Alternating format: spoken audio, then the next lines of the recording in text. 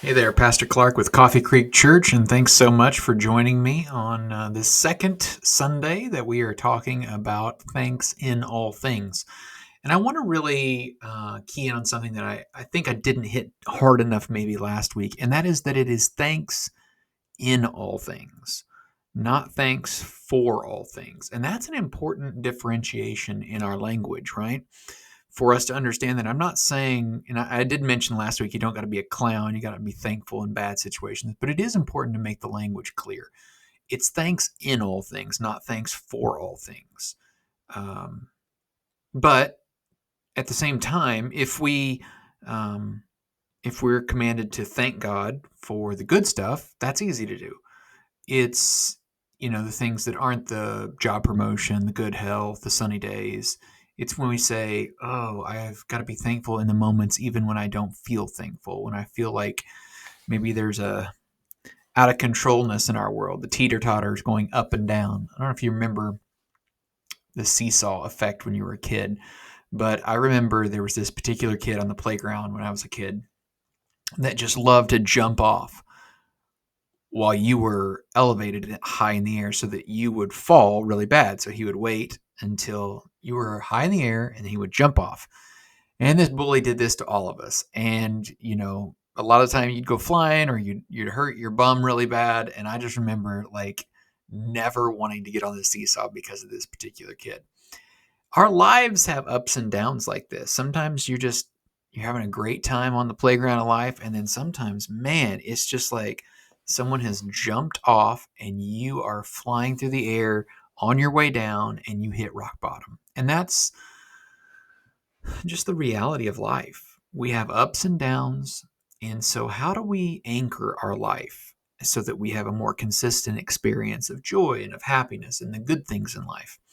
Well, we live in a world that constantly tries to toss us around and just blow us to and fro, just all over the place, and we can't have much stability. And society, like that playground kid, is a bully to us. Wear this and you'll be accepted. Own this and you'll be accepted. Vote my way. Or guess what? You're out. We don't want anything to do with you. And if we're not careful, what can happen to us is we can become very immature adults, and we can become just influenced by whatever's most popular in the moment, whatever new trend is going on, wherever the crowd is heading, or the mob. And so the problem with that is people are trying to trick us. They're trying to use clever lies that sound like the truth in order to usually line their own pockets or get power over us or control over us. And so that's where we're at today. We're in this kind of seesaw period. And I want to talk about this problem of being just blown all over the place. The wind's just kind of taking us where they will instead of being anchored. And so when a storm hits, we know what we can trust. The central text for today is in John 16. And this is in the midst of a very chaotic time. And Jesus gives his disciples some very appropriate and intense promises. So I want to look at that with you. John 16, beginning verse 16. In a little while, Jesus is speaking, in a little while you won't see me anymore, but a little while after that you will see me again. And some of the disciples asked each other, what does he mean when he says, in a little while you won't see me, but then you will see me again? And I am going to the Father. And what does he mean by a little while? We don't understand. And Jesus realized they wanted to ask him about it. So he said, are you asking yourselves what I meant? I said, in a little while you won't see me, but a little while after that you will see me again. I tell you the truth. You will weep and mourn over what is going to happen to me, but the world will rejoice. You will grieve, but your grief will suddenly turn to wonderful joy. It will be like a woman suffering in the pains of labor. When her child is born, her anguish gives way to joy because she has brought a new baby into the world. So, you have sorrow now, but I will see you again. And then you will rejoice, and no one can rob you of that joy. At that time, you won't need to ask me for anything. I tell you the truth, you will ask the Father directly, and he will grant your request because you use my name. You haven't done this before. Ask using my name, and you will receive, and you will have abundant joy. I've spoken of these matters in figures of speech, but soon I will stop speaking figuratively and will tell you plainly all about the Father. And then you will ask in my name. I'm not saying I will ask the Father on your behalf, for the Father himself loves you dearly, because you love me and believe that I came from God. Yes, I came from the Father into the world, and now I will leave the world and return to the Father. Then his disciples said, At last you are speaking plainly and not figuratively. Now we understand that you know everything, and there's no need to question you. From this we believe that you came from God. Jesus asked, Do you finally believe?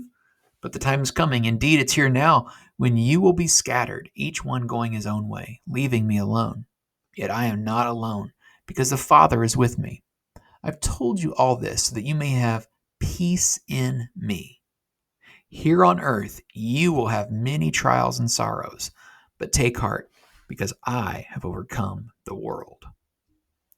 So, in the midst of these really uncertain times and in chaos, Jesus gives his disciples this promise. He says, I have told you all these things so that in me you may have peace.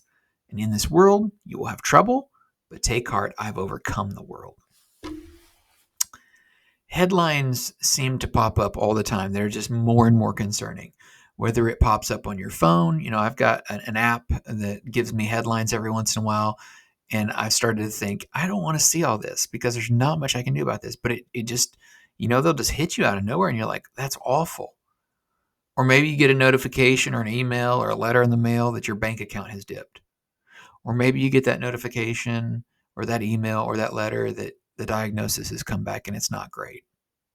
When we are facing chaotic times and uncertainty and stress and worry and fear, we need an anchor that will hold us. We need an anchor that will ground us when our feelings are just surging all over the place, up and down like that seesaw. We need something solid, and Jesus can be that anchor for us. In Ephesians 4, Paul writes to the Ephesians church, we will no longer be immature like children. We won't be tossed and blown about by every wind of new teaching. We will not be influenced when people try to trick us with lies so clever that they sound like the truth. This is the real danger. There is a very real enemy out there who wants to take away your relationship with God, wants to steal as much beauty and glory away from what that could be.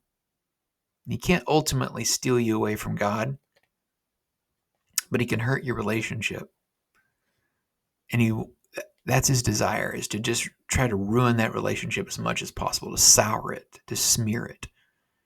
And the accuser does this through tricking us with lies, through people we thought we could trust, through philosophies we thought we could trust, through culture.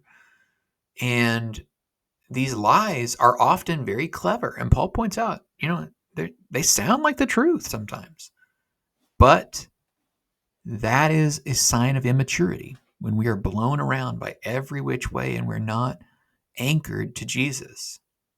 One of the things that we do on purpose at CoffeeCreek in order to teach a grounded way of our trust in God is to do what we call planned generosity. I know there was a big emphasis a few years ago on random acts of kindness. Random acts of kindness. It was huge. Or books, and it was a big thing.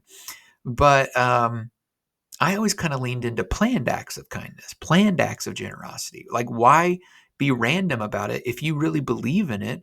If you are really on mission for this, if you really think God's in that, then plan for it. Have a strategy to where you won't leave it to chance. And that's kind of what we do with our Christmas offering. We want to not just respond to where the mood is taking us in the moment, if I feel rich today or I feel poor today, but to realize God has blessed me. And we want to respond to Jesus, not to our moods, not to being blown around.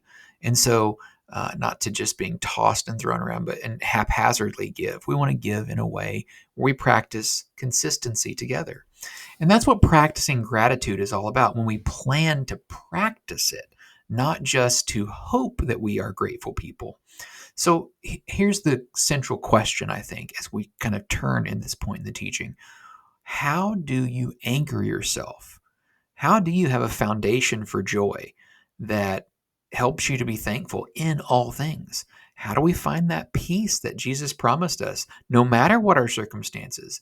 Uh, we don't have to be, like I said, happy for all things, but how do we find the ability to have joy in all things, to be grateful? And this is where a spiritual discipline like gratitude can really help. This is something that is not default. This is something that takes practice and we have to work on. And I want to just throw out, like I do every Sunday, some options, right? These are not the only way, not set in stone, but if you find one, man, run with it. Try it. Test it out. See if it works for you.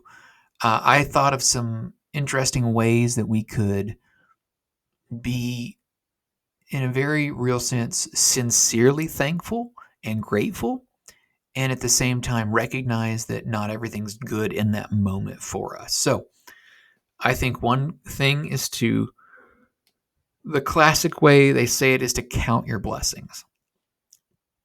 What if you were, before bed, before you got in bed for the night, you were to thank God for one specific gift that day or in the last 24 hours? Sometimes you have a rough day, but if you were to, sketch back 24 hours, you'd say, okay, I can think of something small and large. I mean, it could be a meal, right? It could be food. It could be a relationship. It could be God's favor at work. It could be any number of things. What are you grateful for? And I think when you count your blessings that way, it really starts to change your perspective. It starts to draw you out of the negativity that tends to run our world. There was a study I read by some psychologists, Dr. Emmons and Dr. McCullough. And I read this in a Harvard journal. They were talking about it. And it said that participants in their study who routinely wrote down things they were grateful for over 10 weeks versus the control group, which did not do that, reported feeling more optimistic, better about their life situations, and they engaged in more exercise and had fewer doctor visits, especially when you compared them to people that focused on those things that irritate them and they did not like, or things that they might complain about. There's more research I read from Dr. Martin Seligman, who's done a lot of research in the field of positive psychology, and his research indicates almost the exact same conclusions. And so here we have this idea: counting your blessings can be really powerful. Science and research proves it, but we kind of get that. We kind of know that. If I journal something, if I write it down, or if I just spend maybe 5 minutes in my day and reflect on what goodness God has done, that will help me to be more grateful. Maybe another practice idea you could do is to thank someone. Send a note to them, uh, open up a text message to them, call them, email them. Just a simple, hey, thank you for whatever they did for you or whatever you observed them doing. What if you were, here's another one, just to pray, just to spend a few moments in prayer each time you think about being grateful. I like to pray before meals, pray before meetings with people, pray how grateful you are that God has blessed you. And one of the things I've been doing is praying about what I'm going to do about the Christmas offering this year, because it's like, I'm so grateful that you've blessed me, God, with all that I have. And so what would you have my family do this year? And so praying about that is important, because you're expressing gratitude, but you're also showing a willingness to follow that up with action. Like, it's not just words, right? It's not just lip service that I'm grateful. I am grateful, and here's what I plan to do about that. Romans 15:13 says, I pray that God, the source of hope, will fill you completely with joy and peace because you trust him. And then you will overflow with confident hope through the power of the Holy Spirit. Gratitude isn't just about being happy in the moment. And it's not just being happy for a second. It's much bigger than that. Gratitude is about holding on to a hope that's bigger than our current circumstances. And you only find that when you go back to the source of hope. Paul says, I pray that God, the source of hope, will fill you completely with joy and peace because you trust in him. This trust with Jesus is the ultimate foundation. That's the anchor point. So when you're getting whipped around, when the storm is beating down on your life, When you feel like you're in that dark valley, you have an anchor that holds solid, and that anchor that holds solid is Jesus. He holds you solid in difficult times. I love what Thomas Manton wrote. He said, "If a man would seek a happy life, let him but seek a sure object for his trust." Once again, back to the trust idea. "And he shall be safe. He shall not be afraid of evil tidings. His heart is fixed, trusting in the Lord. He hath laid up his confidence in God. Therefore his heart is kept in an equal poise." Manton points out this idea here that if you want to be happy, you need something to trust in, a secure and sure object of trust. Manton offers that the Lord is that object of trust that you can have. If you will put your confidence in God, you will be happy. And so at the end of the day, anchor your joy to Jesus. That's where the source of joy is, not your ups and downs.